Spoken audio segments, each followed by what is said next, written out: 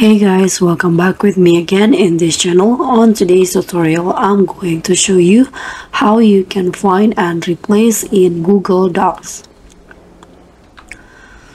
So in here, I have this paper on my Google Docs and I want to replace, for example, I want to replace characters in here with persona.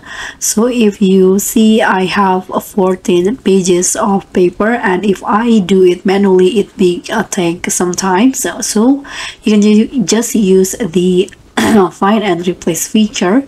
What you need to do is just go to the edit at the top, and here you can click on find and replace, or you can use the shortcut Ctrl+H. So let's find the word that I want to replace, which is character, and in here characters and also character, you can just replace it with the new word. I'm going to change it with persona, for example, and if you want to change all, you can just click on replace all. Okay, so you can see now it has been changed.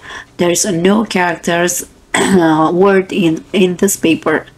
So that's pretty much all. Thank you so much for watching. Don't forget to like, comment and subscribe. Also click on the thanks. Bye.